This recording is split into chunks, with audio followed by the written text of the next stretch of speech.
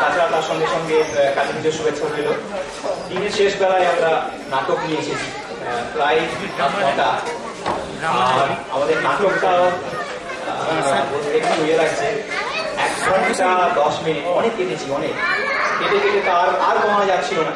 তো যাই হোক, তোমরা একটু কোঅপারেট করো, কারণ মাইক ব্যবহার করছি না আমরা, খালি গলাতেই আমাদের করতে হবে, পেছন থেকে আওয়াজ হলে খুব মুশকিল।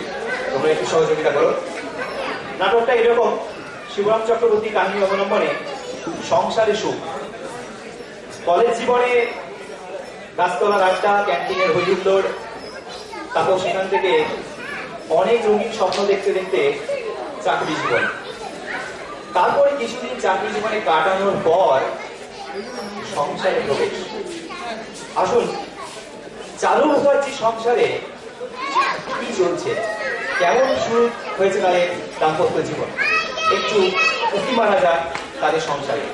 আমাদের নাটক শিবরাম চক্রবর্তী কাহিনী অবলম্বনে সংসারের সুখ।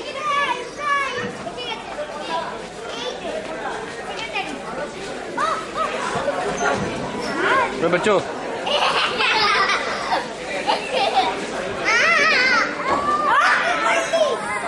সৈকত একটা সাজেশন দিল, যেহেতু আমাদের সামনে অনেক কিছু সিট খালি আছে, তোমরা কি মনে করো পেছন থেকে সামনে এসে বসলে সুবিধা হয়, মানে শুনতে হয়তো একটু সুবিধা হবে তোমাদের।